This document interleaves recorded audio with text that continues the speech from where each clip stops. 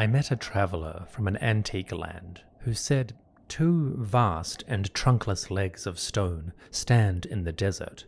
Near them, on the sand, half sunk, a shattered visage lies, whose frown and wrinkled lip and sneer of cold command tell that its sculptor well those passions read, which yet survive stamped on these lifeless things, the hand that mocked them and the heart that fed. And on the pedestal these words appear: My name is Ozymandias, King of Kings. Look on my works, ye mighty, and despair. No thing beside remains. Round the decay of that colossal wreck, boundless and bare, the lone and level sands stretch far away.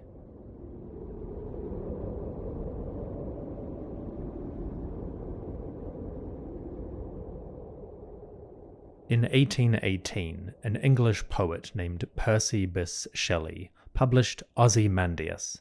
The poem is a reflection on ambition, entropy, and the immortality of art. It also, perhaps, offers perspectives on the troubles of Shelley's own day. Composed and published less than 3 years after the Battle of Waterloo, the poem all but explicitly offers a forecast for the now exiled Napoleon. Contemporary concerns aside, the poem Ozymandias has an inextricable link to ancient Egypt. Shelley's poem was inspired by a colossal statue belonging to the ancient Egyptian pharaoh Ramesses II. The king Usir-Ma'at-Ra, whom the Greeks and Romans knew as Ozymandias, constructed many temples to his own glory and memory along the Nile Valley. One of these, in what is now Luxor, contains the shattered remains of a truly colossal statue. A seated image of the king, it once stood in the first courtyard of the great temple which we call the Ramesseum. Originally 17.5 to 18 meters tall, it was, along with the Colossi of Memnon, one of the largest statues ever quarried in Egypt. Today, Ramesses' figure has broken and tumbled backwards into the second court of his temple. It bears a genuinely shattered visage, its body broken, and large sections of the torso and legs are missing. Nevertheless, hieroglyphs survive on the body and the back, bearing inscriptions that have more than a passing resemblance to Shelley's famous poem. The Ozymandias Colossus, as it is often known, is one of the signature images of Ramesses II's ambition, and how time shatters all hopes. But hold on, Shelley published his poem in 1818, several years before Champollion announced his decipherment of hieroglyphs. And Shelley's poem never references Egypt explicitly, nor did he ever visit the Nile Valley. So how did the poet get his information about this ancient statue? And how do we know they're connected? The answer lies slightly closer in history. In the 1st century BCE, a Greco-Roman historian named Diodorus Siculus published a series of works known as the Library of History. In the first book of that series, Diodorus described the great memorial temple of Ramesses, including its colossal figure.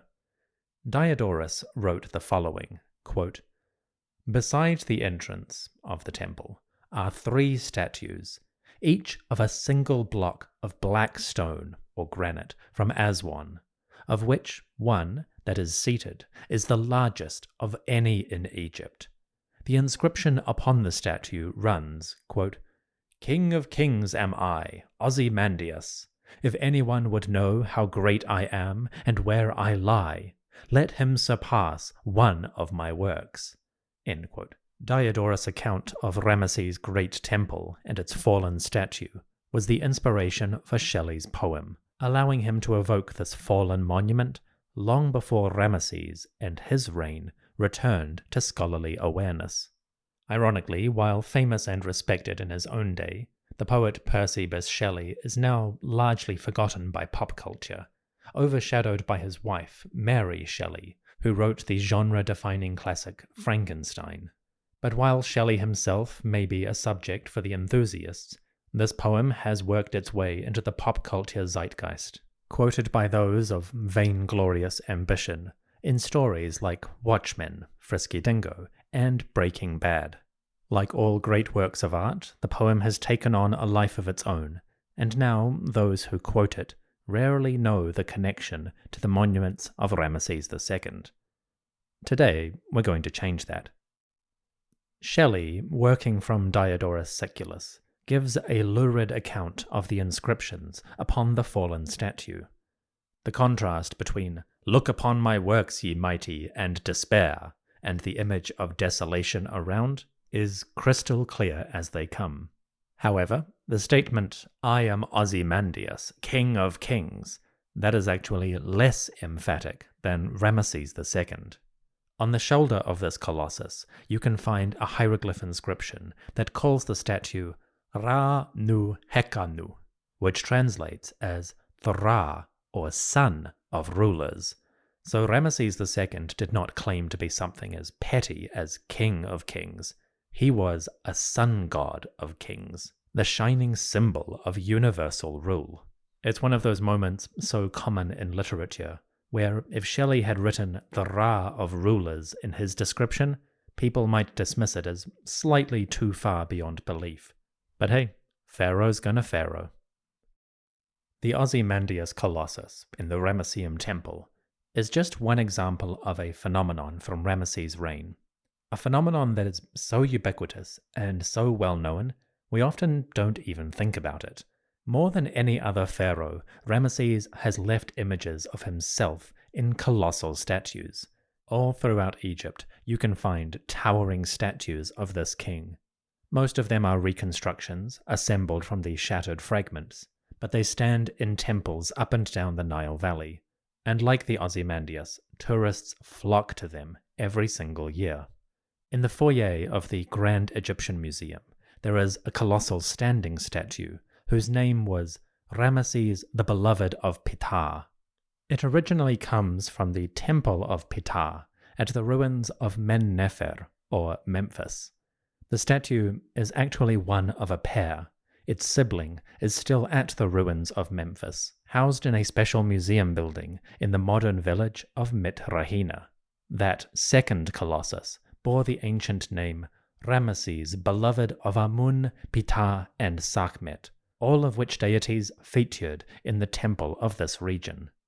These two images are both carved from limestone, and they measure approximately 11 to 12 meters from the base of their feet to the tops of their crowns. Today, the statue, Beloved of Ptah, towers over the foyer of the Grand Egyptian Museum. It is the first true antiquity you see as you enter the building proper, and every day thousands of tourists gather to gaze in awe, to photograph, and to fall into the pool which surrounds the monument. I guess they're purifying themselves before Ramesses.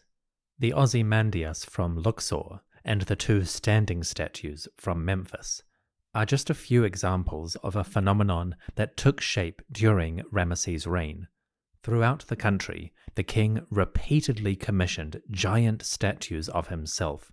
They would adorn the courtyards and pylons of various temples, providing an enormous public image of the king. These statues were not just exercises in grandiosity or ego, however. They did serve a religious function. Repeatedly, we find these colossal statues inscribed with their own personal names. The Ozymandias statue at the Ramesseum is called Ra of the Rulers, and this name also appears on a statue at Luxor Temple. The ones in Memphis were called Beloved of Ptah, or Amun, or Sakhmet. Even the statues at Abu Simbel have names. The colossal images of the king standing at the front of that temple each bear their distinctive name on their shoulders. From left to right, when you're facing Abu Simbel directly, they were called Lord of the Two Lands, Ra of the Rulers, again, Beloved of Amun, and Beloved of Atum. And beyond those famous images, archaeologists have recovered dozens of fragments from different statues that bear names with distinct identities. Scholars can reconstruct an entire program of colossal images, with names like Ramesses Pa Netjer, or Ramesses the God, Ra of the rulers, that was a popular one. Ramesses the beloved of Atum, beloved of Ptah, the son of Ptah, or the splendor of Sutekh, or Seth. The most widely attested is a statue called Ramesses Montu Mtawi, or Ramesses the Montu in the Two Lands. This name invokes Montu, the falcon-headed war god from Waset or Luxor. It seems to have been a standing statue, probably erected in the northern city, P-Ramesses. Scholars know that because we have stela recovered from P-Ramesses itself that show locals making offerings and worship to this statue, Montu in the Two Lands. The statue even had its own clergy, including a woman named Ise, who was the chantress or sistrum player for Montu in the Two Lands.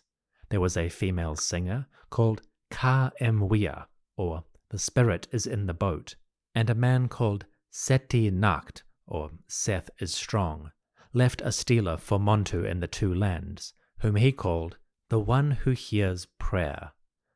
It seems that Ramesses erected these gigantic statues, particularly at the entrances of temples. There, people who were not allowed into the sanctuary itself could present offerings and prayers to the image of the king. This image was not merely Ramesses himself, but also contained the essence and spirit of the greatest of gods, beings like Montu, Ptah, Sekhmet, or even Amun.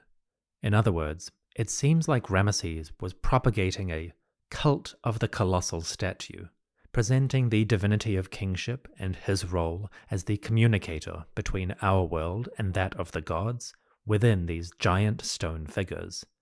As far as royal policies go, it's not necessarily anything new. Many kings before him had done something similar. But as with so many things, it appears that Ramesses did it on a larger scale than anyone before. Notably, the two rulers who most closely match Ramesses in this regard were the great Sun King Amunhotep III and his successor Akhenaten. Amunhotep III is famous for his colossal statues at Luxor, the so-called Colossi of Memnon, and fragments from his reign suggest that Amunhotep III also called his statues names like Ruler of Rulers, Ra of Rulers, and Montu of Rulers, so we can see where Ramesses II may have got the idea.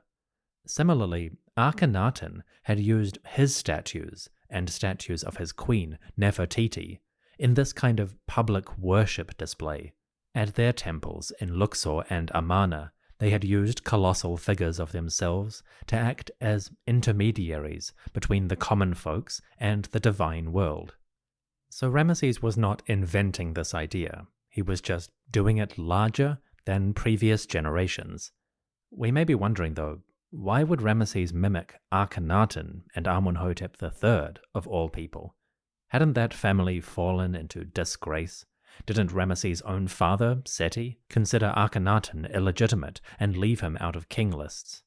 Why would Ramesses revive this particular practice? One point where Ramesses differs from Amunhotep III, and especially from Akhenaten, is the variety and number of deities whom he includes in his statuary. Amunhotep III referenced himself as ruler of rulers, Ra as the Ra of rulers, and Montu as the Montu of rulers. But Ramesses' statuary goes much further, referencing gods like Ra, Montu, Amun, Ptah, Sekhmet, Atum, Sutekh, and throwing himself in there for good measure as Ramesses the god. Presumably there were other statues with different names that have simply been lost to time, but on the surviving evidence we can say that Ramesses included more gods than Amunhotep III or Akhenaten had done, so he didn't make the same mistake as those two rulers who focused excessively on the sun god to the exclusion of many others. Perhaps Ramesses and his advisors looked at where Akhenaten and Amunhotep had gone wrong and changed their policies to suit the new situation. This time it seems to have worked, and the colossal statues of Ramesses remained potent symbols of kingship and objects of veneration for generations after his death. Today, they are some of the most famous images in all Egypt.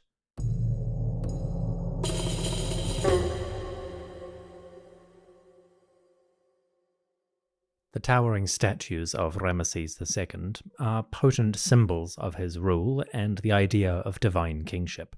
Where did they come from, though? Many of the statues are made of granite, which was excavated in the quarries of the city now called Aswan. If you visit these quarries today, you will see the results of their work. Entire cliffs shorn away, great trenches opened in the bedrock, at least one unfinished obelisk from the 18th dynasty, and here and there, enormous rectangular holes that used to be the blocks for statues. Many of these quarries bear inscriptions, left by the men who oversaw the work projects on behalf of various kings. A set of quarry inscriptions from the time of Ramesses II record work done for his colossal images. These carvings include those of Min-Emheb, or the god Min is in festival, and Meri-Ra, beloved of Ra. These two men were high-ranking overseers of work projects specifically connected to the great statue called Ra of the Rulers. As we have seen, there were several colossi called Ra of the Rulers, so it's not clear which ones specifically these men worked on. Maybe all of them. At different sites in Aswan, Min-Emheb and Meri-Ra left testimonies of their work for these great images. They're nothing fancy, usually just dedications by the overseer, including their titles and a reference to the work they did. The inscription of Min-Emheb, for example, shows him worshipping the great god Khnum, who fashioned humanity out of mud, and who was particularly powerful in Aswan. The inscription simply says, quote, "Giving praise to Khnum, doing homage before the lord of the cataract region, by the overseer of works of Ra of the Rulers, Min-Emheb." End quote. Presumably, they left these inscriptions at the start or the end of the work project to invoke or commemorate success. Such inscriptions often stand next to large holes carved into the bedrock. It seems fairly likely that these were the locations of the enormous blocks that formed the raw material of the colossal statues.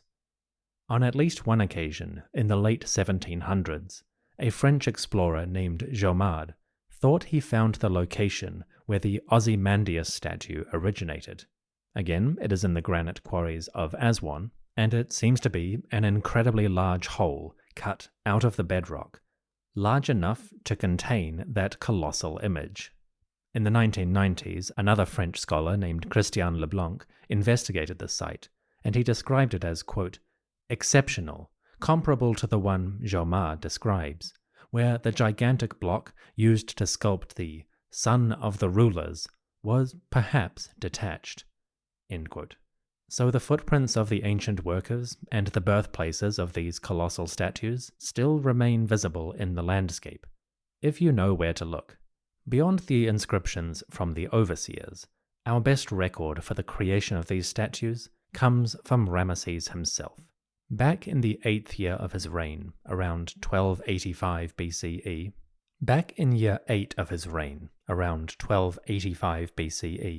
Ramesses had gone on a survey expedition. He went to the hills which are east of modern Cairo, a site called Gebel Amer, or the Red Mountain. Its ancient name was Jo Desher, or the Red Mountain. It is a site particularly good for quartzite, an incredibly hard stone which the Egyptians used for tools and also colossal statues. In the 8th year of his reign, Ramesses supposedly went traveling around the Gebel Amer, or Red Mountain. He was on the lookout for stone that could be used in statues. The results of this expedition are carved on a stela, now in the Old Museum in Cairo. Upon this block, Ramesses leaves a remarkable proclamation, in which he lays out his massive building program. The king said, quote, "Year 8, the 2nd month of Peret, day 8, around January." His person was in Iunu of Ra, or Heliopolis, doing that which was pleasing to his father, Ra Horakti Atum, the lord of the two lands, he of Iunu. His person was strolling in the desert to the south of the house of Ra, and north of the house of the Ennead, or Divine Council, which is opposite to Hathor, the Lady of the Red Mountain. His person discovered a great rock of quartzite, the like of which had not been seen since the time of Ra. It was longer even than a granite obelisk. It was Ramesses himself who uncovered it when it glittered like his horizon. Thus, his person ordered it from selected workmen of proven skill in year 8, the 3rd month of Shemu, day 21, around June.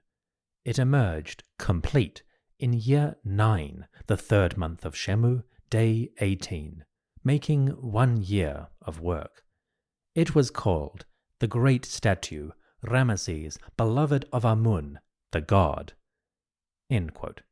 The beginning of the text lays out the supposed discovery of this magnificent block that could be a colossal statue.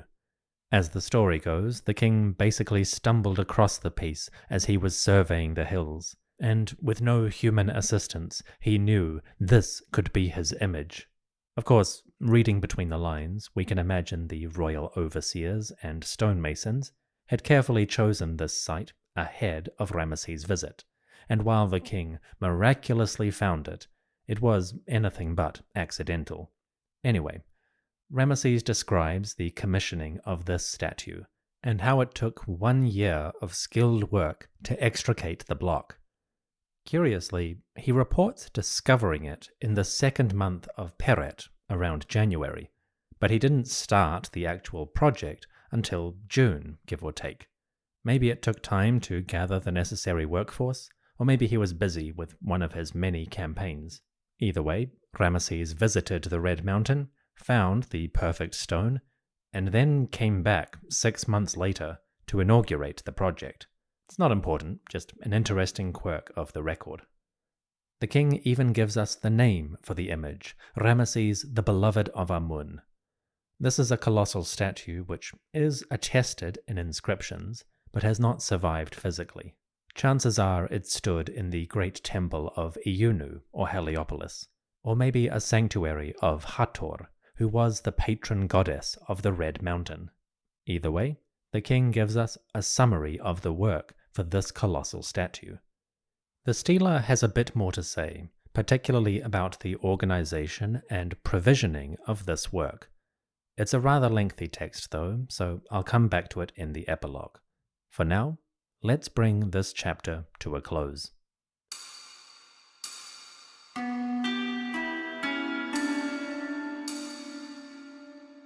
In the first decade of his reign, at the latest by year 8, Ramesses II inaugurated a building project, one that would take on staggering proportions over the coming years. At multiple sites along the Nile Valley, stonemasons would extricate enormous blocks that would form the raw material for colossal statues of Ramesses II. Erected in front of great temples, these stone images would have their own names, and their own priests, priestesses, and musicians, and worshippers would bring offerings to these colossal statues, which may have linked the ordinary world of mortals with the divine world of the temples and the sky. Ramesses' cult of the colossal statues was a remarkable undertaking, the pieces of which are still visible in many places today, whether it is the foyer of the Grand Egyptian Museum, a special viewing gallery in the ruins of Old Memphis, the open-air court of Luxor Temple, the facade of Abu Simbel, or the shattered visage lying tumbled in the ruins of the Ramesseum. These grand statues are not just an exercise in royal ego or megalomania. They served an important function as intermediaries between our world and the world of the divine. Taking a policy that Amenhotep III and Akhenaten had attempted, Ramesses and his advisors refined the idea of the king as the intercessor between ordinary mortals and the great gods above. The colossal statues, each with a name, a devoted clergy, and a place for offerings, are beautiful examples of religious art produced on staggering proportions. The colossal statues of Ramesses II deserve closer inspection. We give them plenty of attention, but very little recognition. It's time for that to change.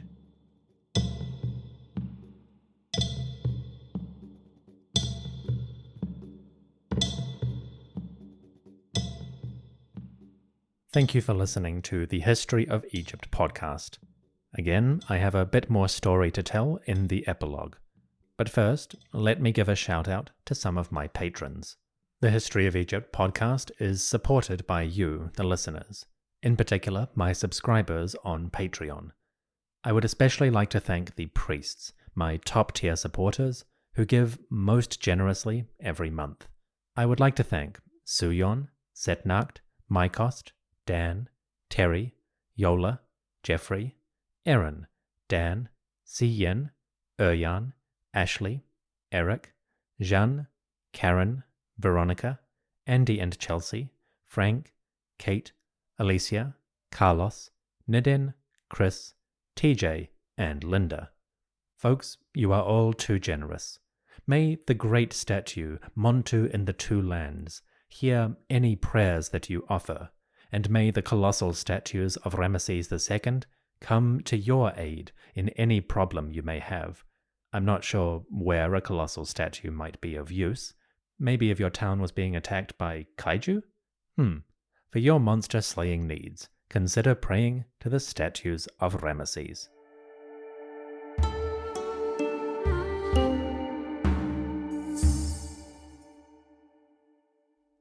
And now, a brief epilogue. On the stela of year 8 from the Red Mountain, Ramesses recorded the discovery of stone to be used in a colossal statue. Now the king continues with the praise of his workers and their provisioning, an important part of any work project, and, as we'll see, a valuable opportunity to express a particular vision of pharaonic rule. The king continued, quote, "Then his person rewarded the chief of works with silver and gold in great quantity, and he rewarded the valiant team who had worked on it with royal favors. And the king himself spoke to the workers thus. He said, 'You chosen workers, valiant men of proven skill, who cut for me monuments in any quality, those who love working in valuable stone, who are experienced in granite, familiar with quartzite, valiant and active in executing monuments, so that I may fill all the temples and fulfill their lifetime. You good men, tireless, who are vigilant at work every day, you fulfill your tasks energetically and effectively. You are the ones who say, 'We will do it,' according to the plans that have gone out to the work site in the sacred mountains. Hear what we, Ramesses, say to you. Benefits shall be yours, for deeds have matched words." End quote. There's a bit more to this record that I'll get to in a moment, but I want to point out something cool. The stela is remarkably similar to one left by Ramesses' father, Seti I, when he commemorated his building projects, both on gold mining expeditions and quarrying sites in southern Egypt. The idea of the king appearing before his workforce and making a grand public speech is not something we hear about that often in the pharaonic record, but it seems to be quite prominent in the early Ramessid era. There may be a practical reason for this. We should always remember that Ramesses II and his father, Seti I, were not born to kingship. They were both ordinary members of the nobility, much wealthier than the average Egyptian, but not royal. It was their patriarch, Ramesses I, who was promoted to kingship upon the death of Horemheb. With that in mind, it's not hard to imagine that these three rulers may have had a different perspective on the art of rule. I'm not saying they were heroes of the proletariat or anything, but it is noteworthy that both Seti I and Ramesses II leave these kind of records where they make speeches to their workers and explicitly provide rewards and supplies for essential building projects. Granted, there's an element of the king as supreme provider, the all-powerful being who can satisfy every need, but the fact Seti and Ramesses have to go to such lengths in public proclamations may partly reflect their different origins. Anyway, the stela continues in a bit more detail about the provisioning and supplies of these workforces and the projects on which they would work. The king said, quote, "Supplies will abound before you, and no one will say, 'Oh, for more of this or that.' Food will be plentiful all around you. I shall deal with your needs in every respect, so that you will work for me, Ramesses, devotedly. I am your enduring patron for your needs. The supplies for you are heavier than the work, in desire to nourish and foster you. I know that your labors are energetic and effective, and that only on a full stomach are people glad to work. The granaries will groan for you with grain. Not a day will be wasted lacking supplies. Each of you will be satisfied every month. I have filled the storehouses with you for everything, with bread, meat, and cakes to sustain you. I have provided sandals, clothing, and unguents sufficient to anoint your heads every 10 days. Your clothing is issued annually, so that you may persevere daily. None of you will pass the night moaning about poverty. I have assigned many people to supply your needs, fishermen to bring you fish, gardeners in the gardens to provide vegetables, a potter to make pots, and to make vessels to cool the water for you in the summer heat. For you, the Southland will ferry to the north, and the Northland will ferry to the south, with barley, Amer, wheat, salt, and beans without limit. I have done all of this so that you may be united in working for me. I, Ramesses, went to Abu, or Aswan, to explore for myself. My face lighted upon a good mountain. I have assigned the work of this site to you. Thus I have now allotted for you the work in the quarry, which is called the quarry of Ramesses, beloved of Amun, beloved like Ra. Thus it shall be named. I have chosen for you another quarry of black granite beside it, for colossal statues whose crowns shall be made of quartzite. The name of this quarry shall be the quarry of Ramesses, beloved of Amun, the ruler of the two lands. And I have found for you yet another quarry in the mountain, whose color is like washed silver. The name of this one shall be the quarry of Ramesses, beloved of Amun, beloved of Ptah. Thus speaks the king of southern and northern Egypt." End quote. The remarkable thing here is how many quarries Ramesses mentions.